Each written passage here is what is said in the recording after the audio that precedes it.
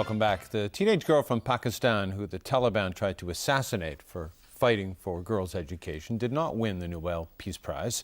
But as NBC News reports, Malala Yousafzai said she doesn't need an award to inspire the masses to help ensure children all over the world receive an education.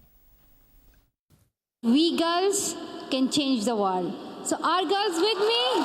Today, Malala's stage was the World Bank. We can see that children are starving for education and we need to help them. Earlier in the week, it was The Daily Show touting her new book. They do not want women to get education because then women would become more powerful. Happy 16th birthday, Malala. And back in July, a standing ovation at the United Nations on her 16th birthday. Let us pick up our books and our pens. They are our most powerful weapons. A year ago in Pakistan, she was fighting for her life, shot in the head by the Taliban just for saying girls have the right to be educated. In her hometown today, school children prayed she would win the Nobel. She deserves it, said her friend Hifsa. When it didn't happen, people across the globe expressed their disappointment. But those who know her say Malala doesn't need an award to make an impact. She's already a heroine, and millions of girls and millions of kids all over the world support her. These students at the Young Women's Leadership School of East Harlem in New York first met Malala a couple of weeks ago. She has started a movement that I feel like is even more precious than an award. The Pakistani Taliban continues to threaten Malala and today said they were happy she didn't win the prize. But there's a reason Malala has been called the bravest girl in the world. For years, she said today, she wondered what she would say if she were confronted by a would-be assassin. Listen to me first. Listen to my voice. Listen to what I say. And I would tell him that I want even education for their sons and daughters. Malala said this week she didn't deserve the Nobel Prize. She was too young. Today, she told PBS NewsHour she has a bigger prize in mind. That is the award to see every child to go to school, and I will serve my whole life for that. Libya's prime minister says his brief abduction by gunmen on Thursday was an attempted coup by Islamist political rivals. Ali Zaidan lashed out against the unruly militias and said they were trying to turn Libya into another Afghanistan or Somalia. Zaidan has been struggling with the militias since being named by Parliament a year ago to lead the first democratically formed government since dictator Muammar Gaddafi's ouster and death back in 2011. Meanwhile, dozens of armed groups protested in the city of Benghazi yesterday. They denounced the U.S. raid last weekend that led to the capture of a Libyan accused of involvement in the 1998 al-Qaeda bombings of 2 American embassies in Africa. Anas al-Libi was seized by special forces outside his home in Tripoli and taken to a U.S. warship. Vietnam today held a state funeral for its war hero, Wu Win Gap. Vietnamese government leaders, along with veterans and diplomats, paid their respects to one of the 20th century's most famous military commanders. The national flag was flown at half-staff, and some 150,000 people have lined up over 5 days outside his house to pay their respects, an outpouring of emotion that surprised even his family. The ruling Communist Party orchestrated Wu's send-off, emphasizing his leadership in the wars against France in the 1950s and the U.S. later. But analysts point out the party ignored his later years when his popularity allowed him to air rare public criticism of the ruling elite. Wu died last week at the age of 102. He'll be buried in his hometown tomorrow. More local news now. The Hong Kong Professionals and Senior Executives Association discussed political reform with State Councillor Yang Jieshi during a recent trip to Beijing.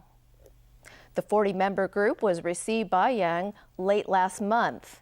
Association President Tony Tse urged the SAR government to start consultation on political reform as soon as possible. He also said the state councillor spoke out against the Occupy Central movement, saying people should not support anything illegal. There are now growing concerns that more people are leaving Hong Kong than settling in the city. Stella Chin tells us more about the brain drain. This Canadian IT professional worked in Hong Kong for 8 years. Last year, Jason Tsao was promoted to a role covering Greater China and Southeast Asia. He could have remained in the city, but he chose to move to Singapore. Family-wise, it's much better to live there. But after I come home, the kids will be running around in the apartments, which they wouldn't be able to do in our apartments in Hong Kong. Jason's part of a recent exodus of expats and some locals.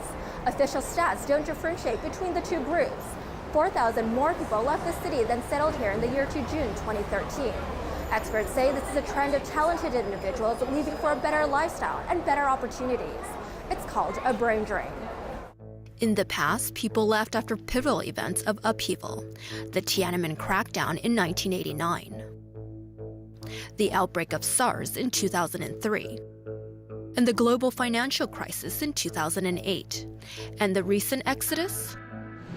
This economist says the city never really recovered from the financial crisis. After the global financial crisis, we can see that the investment bank sector, it is really declining. All the markets going down.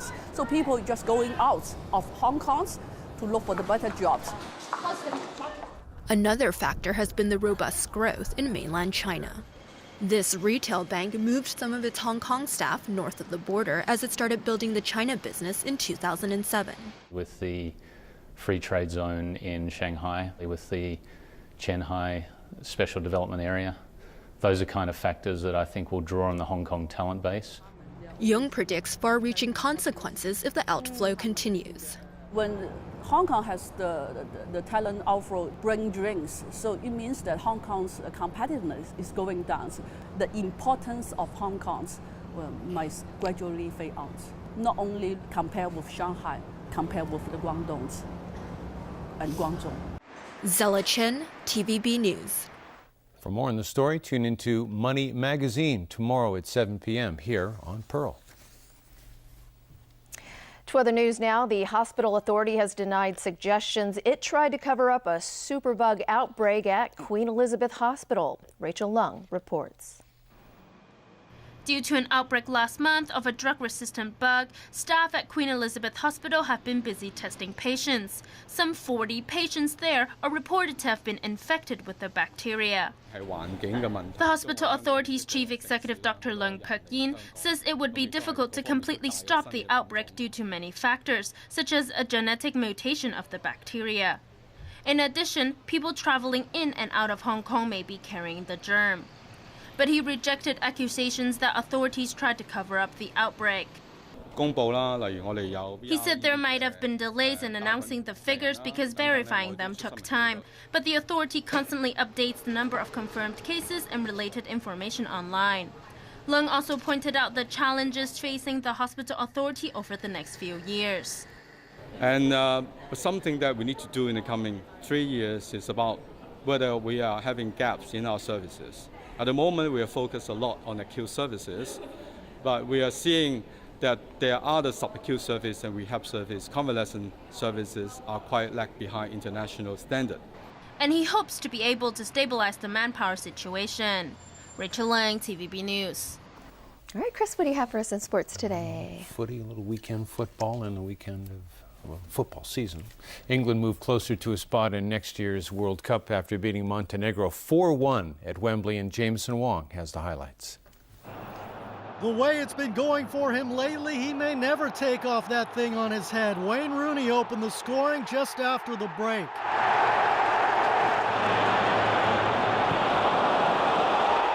England doubled the lead 15 minutes later on an on goal by Montenegro.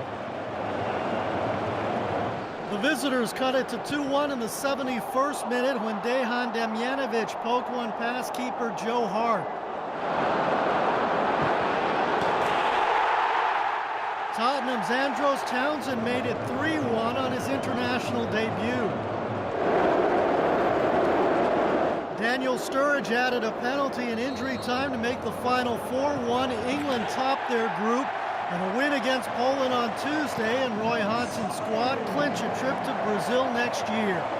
Jameson Wong, TVB News. Hong Kong picked up another gold medal at the East Asian Games in Tianjin. Hong Kong took the top prize in the men's team foil event. Hong Kong defeated China 45-40 in the final. Our local athletes have now won a total of 8 gold medals. The St. Louis Cardinals have grabbed Game 1 of the National League Championship Series, beating the Los Angeles Dodgers 3-2 in 13 innings. One of the key plays in the game here as St. Louis outfielder Carlos Beltran threw out the Dodgers runner at the plate, and that kept the game tied at 2 in the 10th inning. Beltran from Puerto Rico is a 3-time Gold Glove winner. He's also known for his prowess with the bat in his hands, especially in the postseason. In the bottom of the 13th inning, the 36-year-old singled to score the winning run. Beltran drove in all 3 St. Louis runs on the night. The best of 7 stays in St. Louis for Game 2 on Saturday. And that's an exciting wrap of our news. Happy guys. Enjoy the rest of your weekend. Good night.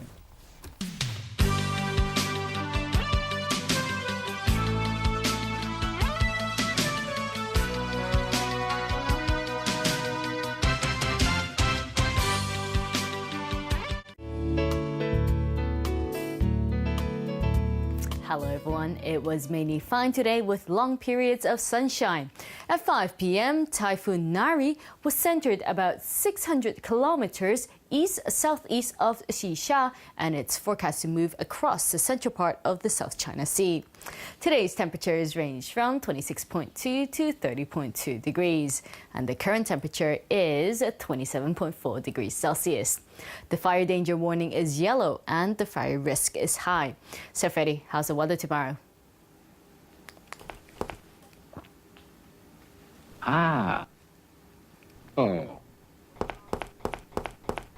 It will be dry, becoming cloudy with 1 or 2 light rain patches overnight. There will be sunny intervals tomorrow. Temperatures will range from 25 to 29 degrees. Tomorrow's API is forecast at 30 to 105, and the pollution level will range from medium to very high. The maximum UV index forecast for tomorrow will be about 7. Now, here's the latest global weather update. Sunny in Shanghai, cloudy in Xiamen.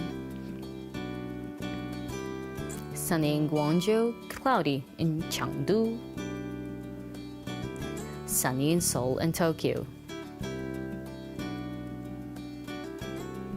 Rain in Ho Chi Minh City, showers in Manila. Thunderstorms in Kuala Lumpur and Singapore. Showers in Karachi and Mumbai. Sunny in Cairo, sunny intervals in Nairobi. Sunny in Brisbane, windy in Sydney. Showers in Toronto, sunny intervals in New York. Sunny in San Francisco and Los Angeles. Cloudy in Paris and Frankfurt, sunny intervals in Zurich. And that's the weather. Have a great evening.